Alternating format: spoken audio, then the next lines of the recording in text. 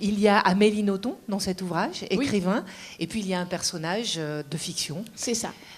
Et vous parlez de vous, vraiment, lorsque vous parlez de vos débuts en écriture, qui ont été des débuts épistolaires, puisque c'est avec votre grand-père que vous avez correspondu. C'est ça, c'était une obligation. Donc j'avais 6 ans. Mon frère, ma sœur et moi, on a subi le même sort. C'est-à-dire que dès nos 6 ans, on a été obligés d'écrire une lettre par semaine à notre grand-père maternel qui vivait à Bruxelles et que nous n'avions jamais rencontré. Et vous étiez au Japon à l'époque? J'étais au Japon et puis en Chine et puis dans plein d'autres pays. Enfin, des pays qui faisaient qu'on était loin. Et vous ne le connaissiez pas? Et nous ne le connaissions pas, sauf qu'il répondait. Donc, nous ne connaissions ce personnage que par correspondance. Mais pour moi, c'était l'enfer. Je me souviens qu'il fallait écrire cette lettre, il fallait remplir. On recevait une feuille comme celle que vous avez devant vous, une feuille A4, et il fallait la remplir. Alors évidemment, j'écrivais grand pour remplir plus vite. Mais j'aurais jamais pu écrire assez grand pour qu'un mot suffise, donc il fallait quand même trouver des choses à dire. C'était épouvantablement difficile. Et j'imagine, sans avoir aucune preuve de cela, j'imagine que ça a joué un rôle dans le fait que je sois devenue écrivain et que je sois devenue cet écrivain-là. À un moment donné, il y a quand même quelque chose qui s'est joué, si j'ai bien lu l'ouvrage, qui s'est joué avec cette correspondance avec votre grand-père. C'est-à-dire qu'à un moment donné, vous avez quand même pris plaisir. Il a fallu beaucoup d'années. C'est vers 12 ans que j'ai commencé à remarquer qu'au fond, c'était intéressant. Parce que j'ai commencé à comprendre que c'était un jeu. Parce qu'en fait, qu'est-ce qu'on se disait? Mais on se disait des riens. Mais ce qui était extraordinaire, c'est que c'était des riens sur l'autre. Tout partait de la lettre de l'autre. C'était, voilà, la lettre, c'était... On n'a rien compris à la lettre aussi longtemps qu'on n'a pas compris que c'était voué à l'autre, que c'était une main tendue vers l'autre, une façon de connaître l'autre. Ceux qui écrivent des lettres rien que pour raconter leur vie, ils n'ont pas compris, quoi. C'est pas du tout ça, une lettre. Une lettre, c'est un message vraiment qui est adressé à l'autre. C'est une façon d'apercevoir l'autre, soit qu'on connaisse très bien l'autre, parce qu'on peut aussi écrire à des gens qu'on connaît très bien, soit qu'on ne les connaisse pas du tout, mais c'est une espèce de, dans les deux cas, c'est une espèce de tâtonnement vers l'autre. C'est ça qui est fascinant. Vous écrivez ceci: être écrivain, pour toi, cela signifie chercher désespérément la porte de sortie. Tu seras libéré de ton principal problème, qui est toi-même.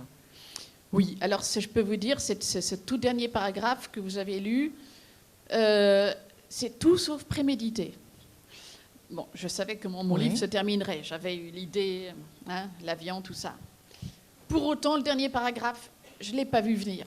Et c'est pour ça que je considère que c'est une énorme réussite. Quand l'auteur lui-même est stupéfait et se voit écrire ça et se dire « nom d'un chien, c'était ça », en plus, c'est d'une cohérence totale, parce que qu'est-ce qu'on découvre dans la rencontre avec l'autre ? C'est soi. Parce qu'on n'a aucune idée de qui on est.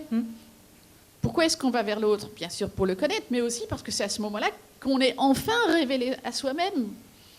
C'est pas en se regardant le nombril qu'on va se découvrir, ça c'est certain. C'est en allant vers l'autre que tout à coup on a la révélation de ce qu'on est et que tout à coup il y a une espèce de miroir saisissant qui nous renvoie à qui on est. Et c'est un moment effrayant. Et c'est pour ça que cette fin, il y a quelque chose d'effrayant dans cette fin. Et j'ai été la première étonnée. Et c'est un livre qui est différent, différent des autres. Quand je dis différent, Oui, parce que jusqu'à présent, on pouvait toujours dire, même si personnellement je n'approuvais pas tout à fait cette façon de voir les choses, mais généralement on pouvait dire Amélie Nothomb a 2 veines, une veine autobiographique et une veine fictive. Ben là, on ne peut pas le dire, parce que c'est un mélange total des deux. Il y a ce qui est totalement vrai, à savoir qu'il existe un écrivain belge dans son petit bureau qui écrit des lettres, c'est totalement vrai. Et qui entretient une correspondance. Tout cela est juste, il y a énormément de témoins dans la salle qui pourront vous le confirmer. Mais Melvin, lui, n'existe pas. Lui, n'existe pas. Donc et la fin, alors, et l'écrivain belge qui, à un moment donné, va vouloir sortir de son bureau et aller vers son lecteur, pour l'instant, elle n'existe pas non plus. Bon, un petit peu. Un petit peu. Sauf que jusqu'à présent, je n'ai pas encore pris un avion pour... Mais bon, il y a quand même beaucoup de gens ici... qui viennent vers vous, que vous n'allez pas... que j'ai rencontrés. Mais que vous avez rencontrés. Oui. Qui sont venus vers vous. Oui. Vous n'êtes pas allé frapper à leur porte, c'est eux qui ont commencé. Oui, je tiens à le dire. Parce qu'on se dit qu'à ce moment-là, l'écrivain, il est en train de franchir une drôle de frontière. C'est l'un des grands thèmes du livre, c'est la frontière. la frontière qui existe entre tous les individus et qui est différente en fonction de tous les individus et qui est infiniment complexe et qui, dans le cas d'un écrivain, et particulièrement dans le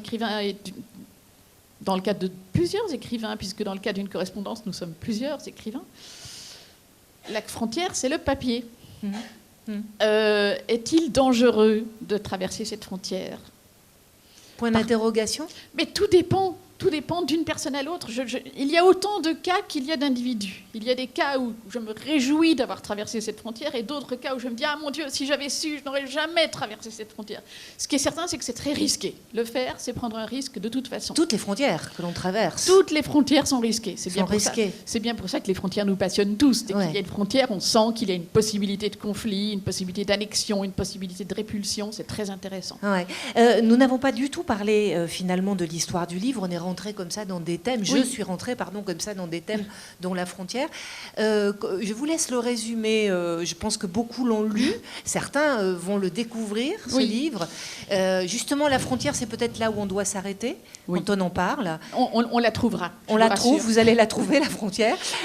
Et nous allons la trouver. Mais je vais vous laisser résumer donc vous l'avez tous compris, il y a un écrivain belge dans son bureau qui s'appelle Amélie Nothomb qui va chercher tous les jours son courrier. Et un jour, elle reçoit une lettre d'un nouveau correspondant. Donc c'est moi, il n'y a pas de mystère et c'est tout à fait moi d'ailleurs. Et un jour, je reçois une lettre d'un nouveau correspondant qui est un soldat américain de 2e classe basé à Bagdad. Ça commence fin 2008, donc on peut dire que l'action du livre s'étend sur toute l'année 2009. Et donc je suis sidérée comment un soldat américain basé à Bagdad m'écrit, mais c'est fou, mais pourquoi à moi? Je lui réponds, mais enfin, pourquoi m'écrivez-vous? Et il me dit, mais c'est parce que j'ai lu tous vos livres. Alors là, j'ai la réaction de vanité de l'auteur comblée. Comment un soldat américain basé à Bagdad a lu tous mes livres? Mais je ne savais pas que j'étais un écrivain si universel, c'est extraordinaire. Et du coup, flatté, j'engage une vraie correspondance, les confidences s'entraînent, et un jour, Melvin, puisqu'il s'appelle ainsi, commence à se confier et il m'explique que son problème, c'est qu'il est obèse. Et qu'il ne l'était pas avant d'arriver à Bagdad, qu'il est devenu obèse à cause de la guerre.